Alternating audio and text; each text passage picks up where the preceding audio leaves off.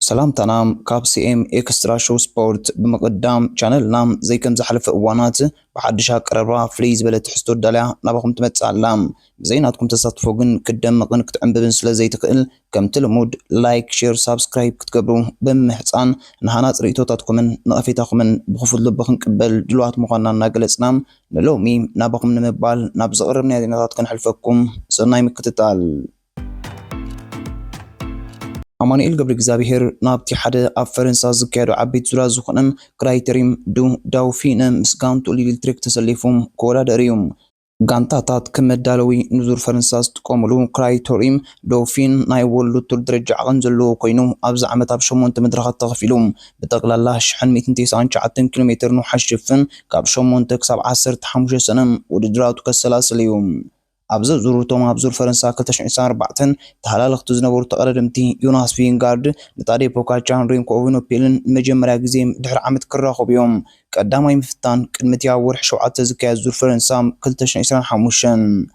እዚ ዙር ብኤርትራውያን ክዝከር ግን ዳንኤል ተክለ ሃይማኖት ኣብ 2015 2016 ኣንበሳ ዓቐብ ኮይኑ ድሕሪ ምዝዛሙ ናይ ንጉስ ዓቐብ ኪንግ ኦፍ ዘ ማውንቴንስ ዝብል ክብሪ ዝረኸበሉ ዙር እዩ። ቻምፒየን ሱፐር ዲቪዥን ኤም ኩዕሶ እግሪ ዞባ ማእከል ይቅጽል። ውድድር ቻምፒየን ሱፐር ዲቪዥን ኤም ኩዕሶ እግሪ ዞባ ማእከል ብምክንያት በዓል ናጽነት ኤርትራ ተቋሪጹ ብምጽናሕ ብሰለስተ ጉንበት መበል 15 ግጥማቱም ዳግም ቀጺሎም ደንደን ከይተሳዕረት ካብታ ካልኣይት ዘላ ቀይሕ ባሕሪ ብ9 ነጥቢ ብምሕዳግ ክትግዝግዝ ጽንሐት ኮይና ሰሉሳን ጸራ ኣስመራ ቢራ ብዝገጠመትሉም 2-1 ተሳዒራ ጸወታ ቦገን ክልቲአን ጋንታታት ሓያልን መሳጥን ዝነበረ ኮይኑ ኣስመራ ቢራ ኣብ መበል 4 ደቂቃ ካብ ኣዳል ናስር ብዝረኸበታ ሸቶም ሓደ ባዶ መሪሕነት ሒዛ እኳ እንተነበረት ደንደን ኣብ መበል 11 ደቂቃ ካሜሮን ዓለም ሸቶ ስለ ዝረኸበት ብማዕረ ውፅኢት ናብ ዕረፍቲ ምሪሕን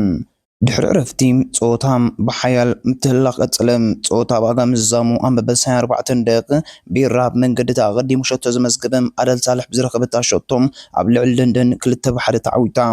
ደንደን ምስ ቀይሕ ባሕሪ ዘለዋ ናይ ነጥቢ ፍልይ ናብ 6 ብምውራዱ ደንደን ኣብ ዝመጽእ ጸወታ ጸቕጢ ክፈጥረላ ይኽእል እዩ ዝብል ገምጋም ኣሎ።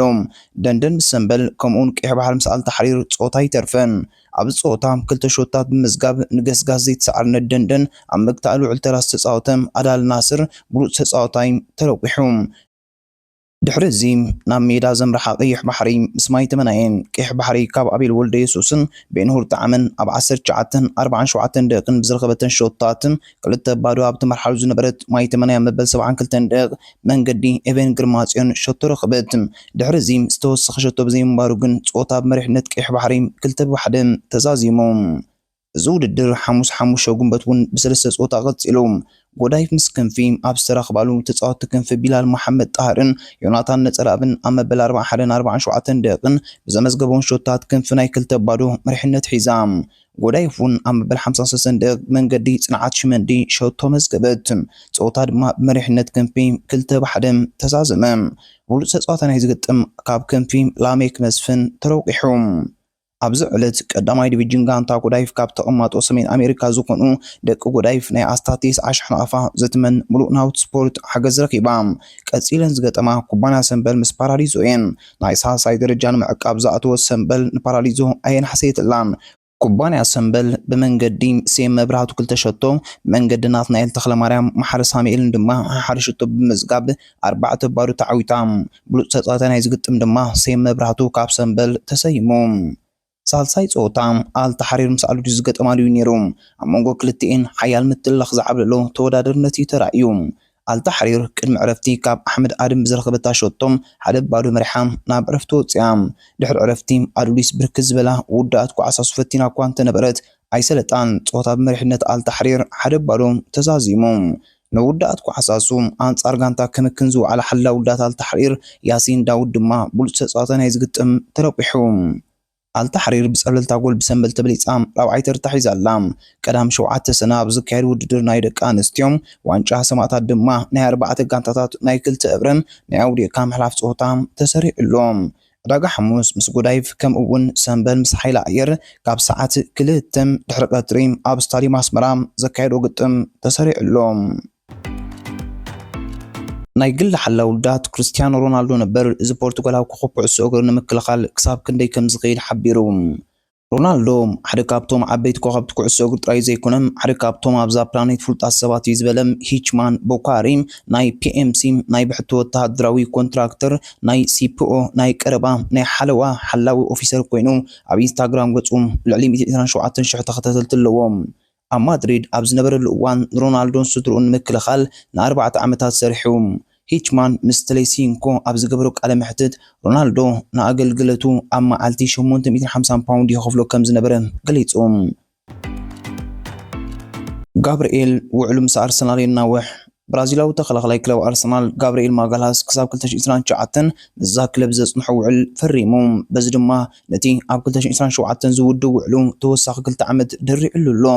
ዝወዲ 27 ዓመት ተኸላኻላይ ነዚ ውዕል ከናውሕ ዝኽኣለም ደገፋ ኣሰልጣን ናይታ ክለብ ሚኬል ኣርቴታ ስለ ዘለዎ ምዃኑ ይዝረብ። ኣርቴታ ኣገዳስነት ናይ ተጻዋታይ ኣብ ኣርሰናል ዕዙዝ ምዃኑ ክገልጽ ምጽንሑ ገለ ወገናት ይሕብሩ። ኣብ 2022 ካብ ሊለ ብ27 ሚልዮን ፓውንድ ናብ ኣርሰናል ድሕሪ ምስጋሩ ኣብታ ጋንታ ዓብ ዝተዋጽኦ ከም ዝገበረ ዝንገረሉ ጋብርኤል ምስ ዊልያም ሳሊባ ዓብ ናይ ምዋድ ክለት ከም ዘለዎ ደረጃ ኣርሰናል ንቕድሚታ ምስጓማ ኣስተዋጽኦ ከም ዘርአየን ይነገር። ዝሓለፈ ወቕቲ 17 ናይ ሊግ ሾታት ከም ዘመዝገበውን ይፍለጥ። ጋብርኤል ምስ ኣርሰናል ንዝሕድሶ ውዕል ኣመልኪቱ ፍሊት ክለብ ያንዓኝ ናብዛ ክለብ ክመጽእ ከለኹም ንእሽተይ ነይረም ድሕሪ 5 ዓመት ግን ብዙሕ ተማሂረ እየ ሓበኒ ይስምዓኒ ምዛ ክለብ ውዕለይ ምሕዳሰይ ንደገፍቲ ደቂ ጋንታይ ወላ ነቲ ስታዲየም ብልቤ ዝፈትዎ ኢሉ ኣርሰናል ምስ ኤሲ ሚላን ኣብ 23 ሰነ ምሕዝነታዊ ግጥም ከተካይድ እያ።